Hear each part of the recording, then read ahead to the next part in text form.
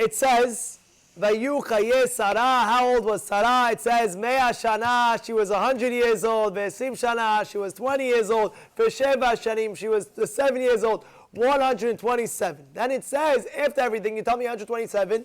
Then it says, Shnei haye Sarah. That was the years of the life of Sarah. You already just told me that. You said the life of Sarah was 100 years, 20 years, 7 years. And then it says, Shnei haye Sarah. Why do you have to repeat that? Shnei haye Sarah. Why do you have to repeat that? Shnei haye Sarah. The second one. The second point. You don't need to say that. Rashi.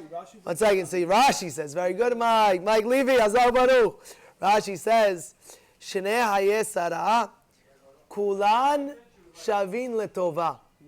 They were all good years. They were beautiful years. Now, that's what Rashi says. All their life was beautiful years, amazing years. Now, I'm going to tell you another pshat that I heard this week. And that is, Sheneh haye Sarah. Sheneh means what? Two. Shenaim, like two. Sheneh, two. Two were the years of her life. What do you mean 2 were the years of her life? Sarah had 2 parts of her life. One part of her life, she couldn't have any children till the age of 90. The other part of her life was after she had a child, Yitzhak, after 90. What does it mean all her years were good? It means, just like the same way, how hard do you think Sarah was praying all her life to have a child? How hard? Imagine a person, Lord, not having a child. You know how hard they're praying? They're crying, they're praying to Hashem. For 90 years of her life, Sarah is praying, Hashem, please give me a child, give me a child, give me a child. For 90 years. Now what happens after she gets the child, after 90? Would a person pray as much? So Rashi is explaining, Kulan Shavin Tova is explaining to us, even after she had a child, after 90 years old, her second part of her life, when she actually had that child, she thanked Hashem. She praised Hashem all those years until the day of her death, saying, thank you Hashem, just the same energy that she had when she needed the child and she prayed so hard. She used that same exact energy and she prayed after 90, thanking Hashem, thank you for my child, thank you for my child, thank you for my child. And that's the Sheneh. Sheneh is 2. The second part of her life was as like the first part of her life. Just like the prayers was so strong till 90, so too her prayers thanking Borei Olam after she got the child was the same way, in the same energy. Thank you Hashem. Usually a person gets something in life. He gets it. If he gets, oh, what happens? Now what happens? The guy had no money, 0 money. All of a sudden he hits 35 years old. The guy became a multi. All of a sudden, when he hits like 50, 60, he forgot that, he used to pray so hard until he became where he became. Oh, I prayed. Now already, I'll tell you a true story that happened. I met a millionaire, and we were sitting, and I told him about my friend. I was speaking about him, and I said I went to his house. I told him I went to my friend's house, and I never saw him saying Birkat Hamazon I never saw anybody saying Birkat Hamazon like that. Every word perfectly in the Sidur, Birkat Hamazon for 15 minutes. I was like, wow, a shock. Besides the Amshin Arov, he says it for like 2 hours straight. You know what I'm saying? He's 2 hours.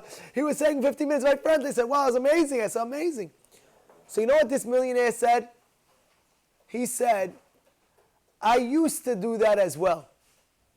What did I hear right there? I used to do that as well. What do you used to? Hashem gave you a blessing of wealth. You should be the guy, not just, oh, Rabbi, what's a segula parnasa? Oh, say Birkat Hamazon kavana.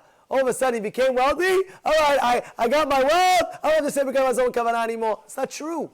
You go with your full gut and you say Birkat Hamazon more than what you did before. At least the same, at least.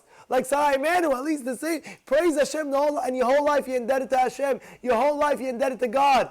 Don't think, oh, I got what I wanted. I know a guy, what happened? He came, true story. He wasn't having children. He came to this minyan, Lord and Malachem. He came to this minyan 3 months straight. He didn't go to any shul. He wasn't going to any shul. He came to this minyan 3 months straight. He didn't miss one day. One day didn't miss. One day didn't miss. 3 months later, his wife got pregnant. After his wife got pregnant, we saw him maybe 2-3 weeks, and that's it. We didn't see him. He didn't come. Every morning he was here for 3 months straight. He got what he wanted. I'll see you later, Hashem. I love you. You're the best. Thank you. That's not the way. The proper way is you got what you wanted from Hashem. My whole life. Thank you, thank you, thank you, thank you, thank you. You have to learn from Sarah.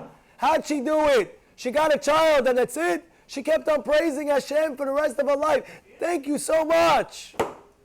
And that's what we have to understand. When we get something from Hashem, we finally got it. You don't just stop praying. You pray as well. You continue thanking and thanking and thanking till the day you die. Thank you, Hashem. 40 years later, thank you, Hashem. 50 years later, thank you, Hashem. A guy doesn't have a baby boy. He only has girls. Finally got the baby boy. He makes a big bris. Great.